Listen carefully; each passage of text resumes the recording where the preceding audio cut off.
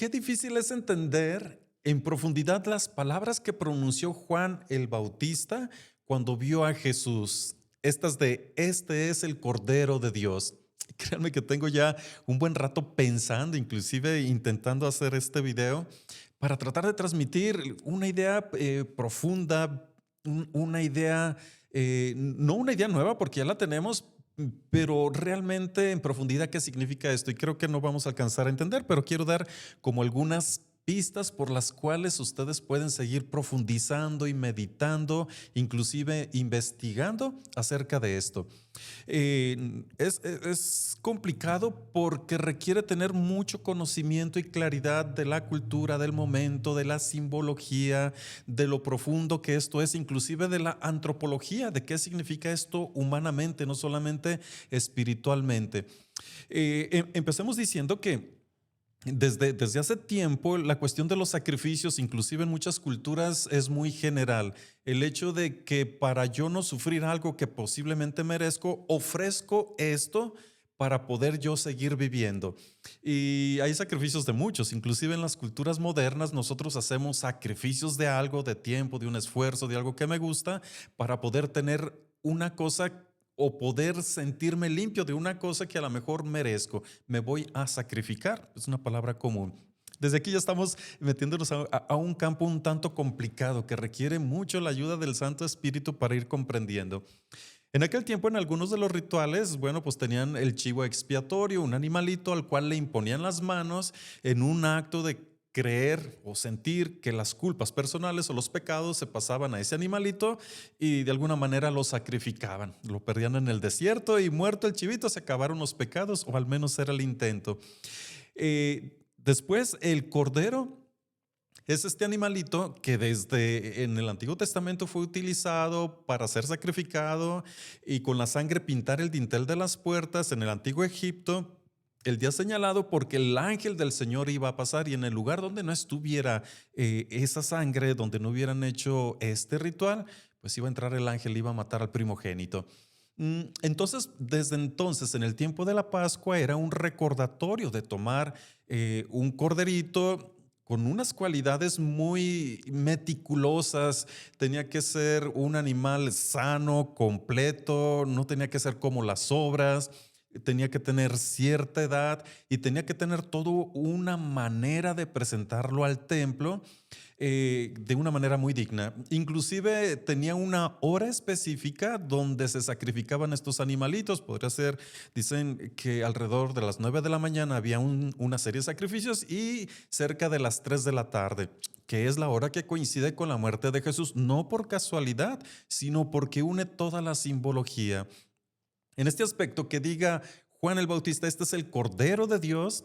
Ellos sabían que el Cordero había evitado la muerte, ahora este nuevo Cordero evita la muerte eterna. Que el Cordero se sacrifica, en cambio este Cordero se presenta para ser sacrificado. Que un corderito no habla, es dócil, inclusive conoce a sus dueños, que este es el Cordero que conoce en Jesús, que queda callado, manso y humilde, y por él mismo que conoce al Padre se está ofreciendo. Que los corderitos que se ofrecían en el templo, la sangre era delicadamente juntada y puesta en el altar. Que este cordero, la sangre es derramada y cae al suelo. El otro corderito, el animalito, se ofrece en un templo, en un espacio sagrado. Jesús muere en el despoblado, muere en las orillas, en la diáspora, donde mueren los criminales. Entonces, todos los contrastes van siendo muy tremendamente fuertes. El altar se conocía como el lugar último de la humanidad, de lo humano y el principio de lo divino. Por eso se rocía el altar como para decir el significado del dintel de la puerta donde pasamos de una realidad a la otra.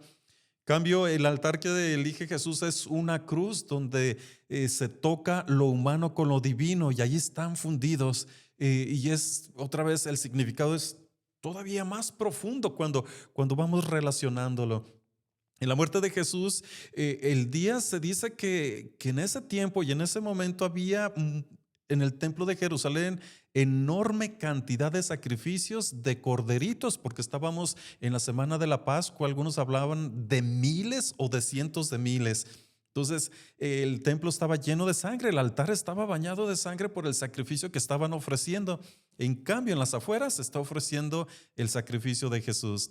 Inclusive dice que a la hora de la muerte de nuestro Señor Jesucristo se rasga el velo del templo. Esa tela gruesa, fina, casi imposible de mover, que separaba el lugar más santo, significado de Dios, donde solamente podía entrar el sumo sacerdote, y se rasga el velo, esa tela, y de arriba hacia abajo, imposible de ser un acto humano, más aún de una parte alta hacia abajo, signo de que Dios para siempre había roto, había abierto la posibilidad de que las personas entraran en contacto con Dios.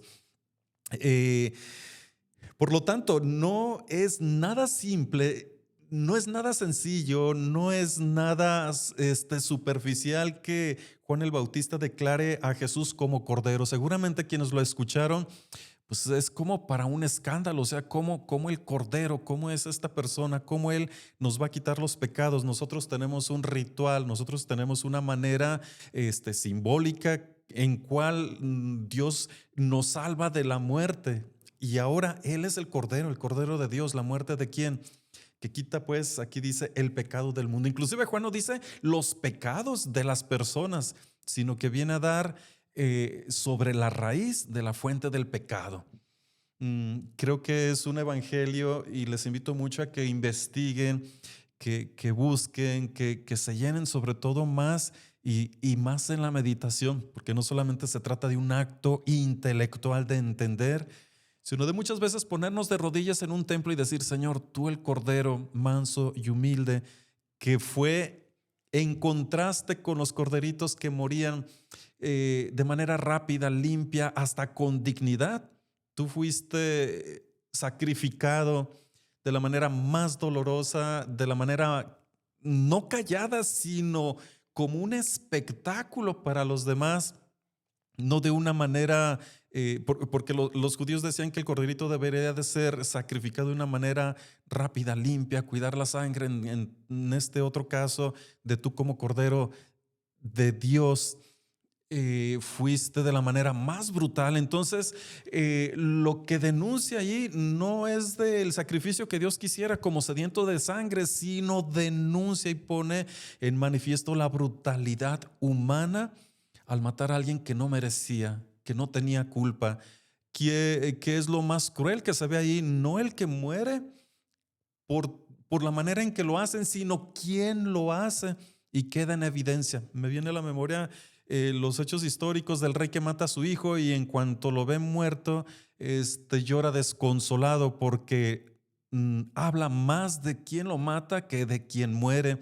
Y quien muere denuncia la brutalidad de aquellos que lo hicieron sin tener vuelta atrás, pero en la manera en cómo muere, redime con la sangre. Impresionante, ¿no les parece? Para seguir meditando. Nos vemos en la próxima.